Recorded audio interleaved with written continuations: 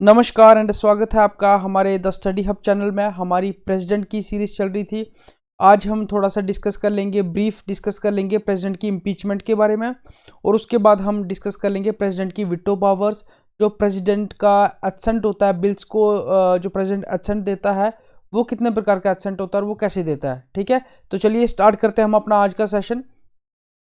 तो बेसिकली जो प्रेसिडेंट होता है हमारा, प्रेसिडेंट हमारा क्या होता है, एक रबर स्टैम्प की तरह होता है। रबर स्टैम्प की तरह ही होती है ना प्रेसिडेंट। प्रेसिडेंट की कोई इतनी खास कोई ड्यूटी तो होती नहीं है हमारे यहाँ पे। तो प्रेसिडेंट एक रबर स्टैम्प की तरह होता है, और वी कैन से दैट कि एक रिमोट की तरह होता है। ठीक है, रिमोट की तरह होता है रबर स्टैम्प। और रिमोट क्यों बोलते हैं उसको, ऐसे रबर स्टैम्प क्यों बोलते हैं? रबर स्टैम्प हम उसको इसलिए बोलते हैं क्योंकि जब पार्लियामेंट कोई लॉ पास करती है तो वो उस पर क्या करता है, ठप्पा लगाता है। ठीक है, स्टैंप लगाता है। तो वैसे कोई खास कोई इतनी प्रेसिडेंट जो है वो इतना काम नहीं करता है हमारी पार्लियामेंट्री डेमोक्रेसी में।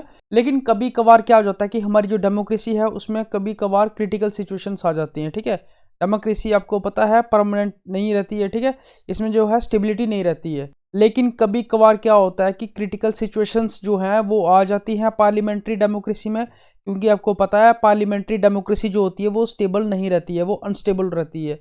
ठीक है, और जो प्रेसिडेंशियल फॉर्म ऑफ गवर्नमेंट रहती है उसमें क्या होता है, उसमें वो स्टेबल गवर्नमेंट होती है, और जो पार्लियामेंट्री फॉर्म ऑफ गवर्नमेंट होती है वो अनस्टेबल फॉर्म ऑफ गवर्नमेंट होती है। तो कभी कभार क्रिटिकल सिचुएशंस जो है इस पार्लियामेंट्री डेमोक्रेसी में आ जाती हैं, जहाँ पे जो प्रेसिडेंट होता है वो पावरफुल मैन की तरह, पावरफुल इंसान की तरह आगे आता है और डेमोक्रेसी को सेव करता है। उसी प्रकार से अगर लोकसभा में मेजोरिटी जो है वो ना आ पाए तो प्रेसिडेंट क्या करता है, आगे आता है और किसी एक पार्टी को वेलकम करता है कि आओ अपनी गवर्नमेंट बनाइए। तो ये था थोड़ा ब्रीफ प्रेसिडेंट के बारे में। अब हम थोड़ा इसकी इम्पीचमेंट के बारे में देख लेंगे कि प्रेसिडेंट की इम्पीचमेंट के बारे में हमने पहले भी डिस्कस किया था, लेकिन थोड़ा ब्रीफ हम अभी भी देख लेंगे यहाँ पे। तो इम्पीचमेंट होती है रिमूव करना। ठीक है, प्रेसिडेंट को रिमूव करने को हम बोलते हैं प्रेसिडेंट की इम्पीचमेंट करना। ये तभी होगी जब प्रेसिडेंट क्या करेगा, वायलेट करेगा कॉन्स्टिट्यूशन को, तभी हमारी क्या होगी, हमारी प्रेसिडेंट की क्या होगी, इम्पीचमेंट होगी। इस इम्पीचमेंट को करने के लिए हमें क्या करना पड़ता है, 14 डेज का एडवांस नोटिस देना पड़ता है। किसको, प्रेसिडेंट को 14 डेज एडवांस नोटिस हमें देना पड़ता है। और ये इम्पीचमेंट जो रेजोल्यूशन है इसको साइन करना पड़ता है 1/4 ऑफ द एमपीज। ठीक है, जिस भी हाउस में, चाहे वो राज्यसभा हो या लोकसभा हो, इन दोनों में से किसी भी हाउस में जो इम्पीचमेंट रेजोल्यूशन है वो पेश होगा, वो इंट्रोड्यूस होगा। तो जो जितने भी मेंबर्स ऑफ पार्लियामेंट हैं उनका 1/4 जो है वो इसको क्या करेगा, इंट्रोड्यूस करेगा, वो सिग्नेचर करेगा, तभी मोशन जो है वो इंट्रोड्यूस होगा, वैसे मोशन इंट्रोड्यूस नहीं होगा। और जिस भी हाउस में इम्पीचमेंट मोशन जो है वो इंट्रोड्यूस होगा, उस हाउस में इस मोशन को स्पेशल मेजोरिटी के साथ पास किया जाएगा। ठीक है, स्पेशल मेजोरिटी के साथ उस हाउस में इसको पास किया जाएगा और दूसरे हाउस की तरफ रवाना किया जाएगा। जैसे ही दूसरे हाउस में, सेकंड हाउस में, ये हो गया फर्स्ट हाउस, इधर इंट्रोड्यूस हुआ 1/4 मेंबर्स के साथ, और ये है दूसरा हाउस। ये लोकसभा भी हो सकता है और राज्यसभा भी हो सकता है, ये भी लोकसभा हो सकता है और राज्यसभा भी हो सकता है। ठीक है, कोई भी हो सकता है, दोनों में से किसी भी हाउस में इंट्रोड्यूस हो सकता है और दूसरे हाउस में जा सकता है।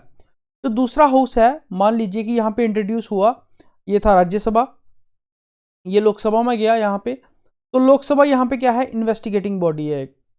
लोकसभा क्या करेगी कि इन्वेस्टिगेट करेगी प्रेसिडेंट के ऊपर जो भी मतलब चार्जेस लगाए गए हैं वायलेशन ऑफ कॉन्स्टिट्यूशन के, वो चार्जेस क्या करेगी, लोकसभा इन्वेस्टिगेट करेगी। इसलिए इसको इन्वेस्टिगेटिंग हाउस भी कहा जाता है। क्या कहा जाता है, इन्वेस्टिगेटिंग हाउस भी कहा जाता है।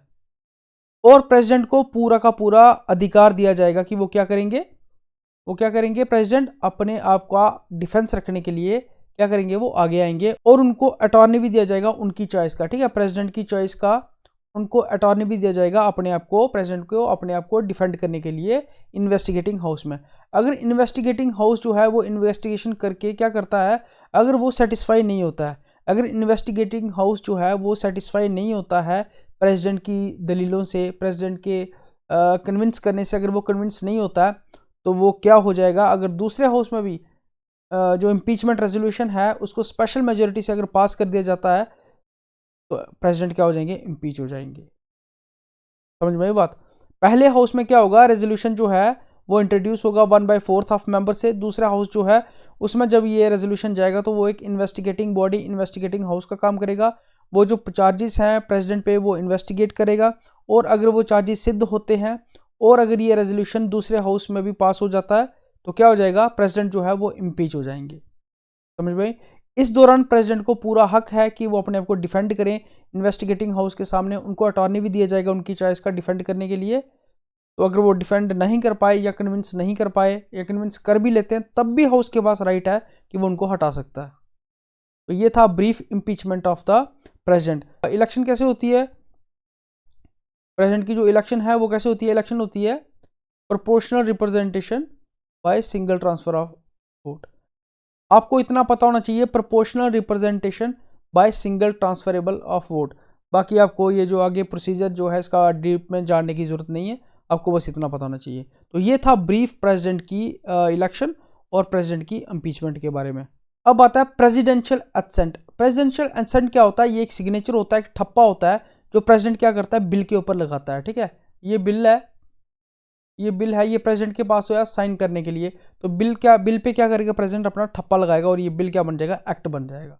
समझ में बात? ये बिल क्या बन जाएगा? एक्ट बन जाएगा। तो इस बिल को इंट्रोड्यूस करते हैं जब ये बिल इंट्रोड्यूस होगा, वैसे एक प्राइवेट मेंबर बिल होता है और एक पब्लिक मेंबर बिल होता है, या वी कैन से दैट कि गवर्नमेंट मेंबर बिल होता है। कोई भी ऐसा बिल जो कैबिनेट नहीं लाएगा, ठीक है, कोई भी ऐसा बिल जो कैबिनेट नहीं लाएगा, कैबिनेट को छोड़ के बाकी एमपीज लाएंगे, चाहे वो काउंसिल ऑफ मिनिस्टर के भी हों, उसको बोलते हैं प्राइवेट मेंबर बिल। और जो कैबिनेट के लोग हैं अगर वो कोई बिल लाते हैं तो उसको क्या बोलते हैं? पब्लिक मेंबर बिल और गवर्नमेंट बिल। ठीक है, तो यहाँ पे बिल्स जो हैं वो तीन चार तरह के बिल होते हैं। ऑर्डिनरी बिल होता है, फाइनेंशियल बिल होता है, मनी बिल होता है और कॉन्स्टिट्यूशन अमेंडमेंट बिल होता है। ये चार तरह के बिल होते हैं। इनको हम देख लेंगे कि ये चार तरह के बिल को कैसे पास किया जाता है, कैसे प्रेसिडेंट का एक्सेंट मिलता है। ठीक है, इसमें प्रेसिडेंट की जो पावर्स होती हैं वो क्या रहती हैं कि वो अपना एसेंट जो है वो दे भी सकता है, विद होल्ड भी कर सकता है और रिकंसिडरेशन के लिए भी भेज सकता है हाउस को दोबारा से। ये कब ऐड हुआ था? 44th अमेंडमेंट में ऐड हुआ था। तो चलिए ये सब देख लेते हैं आगे हम।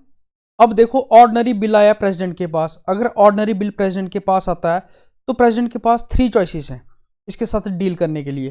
पहली चॉइस क्या है कि प्रेसिडेंट उसको अपना एसेंट दे देगा। लो भाई, आपका बिल आया, मैंने साइन किए, बिल हो गया पास, बिल बन गया एक्ट।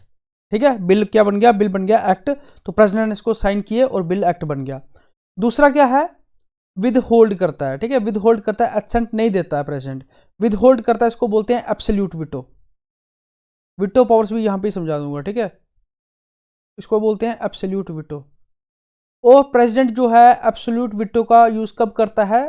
काउंसिल ऑफ मिनिस्टर के कहने पे। काउंसिल ऑफ मिनिस्टर्स कौन होते हैं? जो हमारा कैबिनेट होता है। काउंसिल ऑफ मिनिस्टर जो होते हैं उसमें मेन किसके कहने पे मना करता है? कैबिनेट के कहने पे। प्रधानमंत्री और उनके कुछ चुनिंदा मिनिस्टर्स होते हैं, खास मिनिस्ट्रीज होते हैं जिनके पास, finance ministry, defence ministry, home ministry, ये सारे कैबिनेट में आते हैं। ठीक है, कैबिनेट काउंसिल ऑफ मिनिस्टर से छोटा होता है। तो काउंसिल ऑफ मिनिस्टर ये कैबिनेट के कहने से क्या करते हैं, ये इस बिल को जो है एब्सोल्यूट वीटो लगाते हैं और इसको एसेंट जो है वो नहीं देते हैं, विद होल्ड करके रखते हैं। और कभी कभार क्या करते हैं? रिटर्न करते हैं बिल में कुछ चेंजेस करने के लिए हाउसेस को कि आप बिल में चेंजेस कीजिए। ठीक है, रिकंसिडरेशन के लिए वापस भेजते हैं बिल को हाउस में। और दोबारा अगर बिल आए, मतलब अगर ये प्रेसिडेंट ने बिल भेज दिया रिकंसिडरेशन के लिए, पहले बिल आया इनके पास, इन्होंने दोबारा भेज दिया रिकंसिडरेशन के लिए, तो उसके बाद क्या होगा कि इनको ये बिल जब दोबारा रिकंसिडरेशन के लिए आएगा तो इनको ये बिल दोबारा पास करना पड़ेगा। ये बाउंड है, ठीक है, बाउंडेशन है, इसको पास करना पड़ेगा बिल को। तो इसको हम क्या बोलते हैं? इसको बोलते हैं सस्पेंसिव वीटो। इसको बोलते हैं सस्पेंसिव वीटो। विद हेल्ड करके रखता है जब, तो उसको क्या बोलते हैं? Absolute veto. और इसको बोलते हैं सस्पेंसिव वीटो। ये कहता है, ये सब करता, ये जो एब्सोल्यूट वीटो है ये वो करता है COM के कहने पे, काउंसिल ऑफ मिनिस्टर के कहने पे इसको प्रैक्टिस करता है। ठीक है, इसको एक्सरसाइज करता है। लेकिन सस्पेंसिव वीटो जो है वो खुद उसकी डिस्क्रिशनरी पावर है। सस्पेंसिव वीटो और पॉकेट वीटो। पॉकेट वीटो क्या होती है? पॉकेट वीटो होती है जब वो उस अपने टेबल पे बिल को रखता है इन्फिनाइट पीरियड ऑफ टाइम के लिए। इन्फिनाइट पीरियड ऑफ टाइम के लिए प्रेसिडेंट की टेबल पे जब बिल पड़ा रहता है, प्रेसिडेंट ना उसको असेंट देता है, ठीक है, तो उसको हम बोलते हैं पॉकेट वीटो। तो यहाँ पे एब्सोल्यूट वीटो थी, सस्पेंसिव वीटो थी और पॉकेट वीटो थी। और अपना असेंट जो है वो बिल को दे देता है तो वो क्या बन जाता है? एक्ट बन जाता है। तो यहाँ पे आपने 4 चीजें समझी। क्या? जब अपना वो असेंट दे देता है तो बिल एक्ट बन जाता है। जब विद होल्ड करके रखता है तो उसको एब्सोल्यूट वीटो बोलते हैं।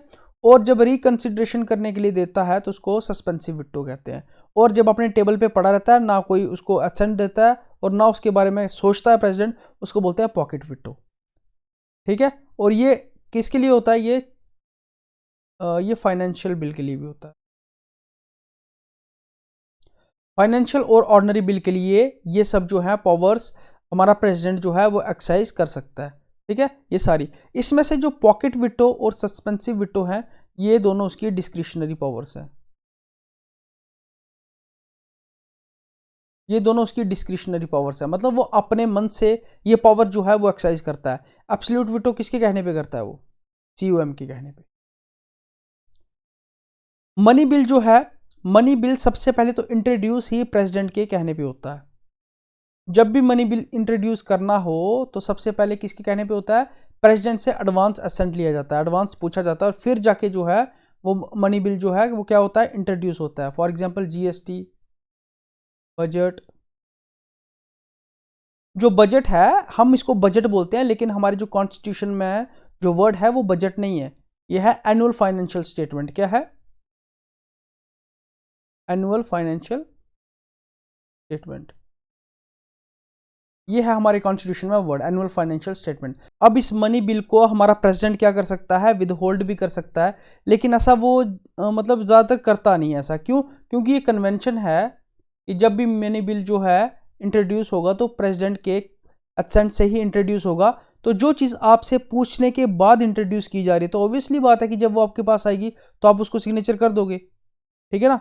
तो ये कन्वेंशन है, वो ज़्यादातर क्या करता है? मनी बिल को लटकाते नहीं है, वो साइन कर देते हैं। क्योंकि जो मनी बिल होता है तो उससे क्या होता है? बड़ी सारी चीज़ें जुड़ी रहती हैं। अगर आप गवर्नमेंट चला रहे हो तो आपको फाइनेंसिस भी चाहिए गवर्नमेंट को चलाने के लिए, लेकिन आपके फाइनेंसिस ही अटक जाएंगे, आपका पैसा ही अटक जाएगा, तो आप गवर्नमेंट जो है वो नहीं चला पाएंगे। तो इसलिए जो मनी बिल है इसको ज़्यादा लटकाया नहीं जाता है, और इसको उसी टाइम पास किया जाता है। अगला है constitutional amendment bill. Constitutional amendment bill जब भी पेश होगा, प्रेसिडेंट के पास जाएगा एसेंट के लिए, तो प्रेसिडेंट के पास कोई चॉइस नहीं है इसको साइन करने के अलावा। ठीक है, प्रेसिडेंट के पास कोई चॉइस नहीं है, उसको अपना एसेंट देना ही पड़ेगा, और ये बन जाएगा कॉन्स्टिट्यूशनल अमेंडमेंट एक्ट। ठीक है, तो कॉन्स्टिट्यूशनल अमेंडमेंट एक्ट में आपने कुछ नहीं सोचना है, सीधा बोलना है कि इसको वो अपना सेंट देगा ही देगा। और मनी बिल में कन्वेंशन है कि वो देता ही देता है। हाँ, इसको विद होल्ड भी कर सकता है, लेकिन ऐसी कन्वेंशन है कि उससे पूछ के ये बिल जो है वो इंट्रोड्यूस किया जाता है उसमें। तो जब इंट्रोड्यूस किया जाएगा बिल तो वो पास कर ही देता है। ठीक है, तो चलिए मनी बिल के बारे में थोड़ी सी बात कर लेते हैं। जो मनी बिल होता है, मनी बिल होता है, ये हमेशा क्या होता है? ये हमेशा मनी के रिलेटेड थिंग्स के ही बारे में बात करेगा। ठीक है, जो मनी के रिलेटेड थिंग्स होंगी, फॉर एग्जांपल टैक्सेशन हो गया, ठीक है, GST हो गया, बजट हो गया, ये इसके बारे में ही बात करेगा। जहां भी पैसे की बात होगी वहां पे क्या होगा? मनी बिल की बात जरूर आएगी। और ये मनी बिल हमेशा कहाँ इंट्रोड्यूस होगा? लोकसभा में इंट्रोड्यूस होगा, ये राज्यसभा में इंट्रोड्यूस नहीं होगा। और कोई भी बिल है उसको मनी बिल का नाम कौन देता है, कौन डिसाइड करता है? ये डिस्क्रिशनरी पावर है हमारे स्पीकर की। स्पीकर क्या करेगा? इस बिल को बताएगा कि ये बिल कौन सा है? मनी बिल है। स्पीकर बताएगा कि ये बिल मनी बिल है। ठीक है, तो ये कुछ बातें थी मनी बिल के बारे में।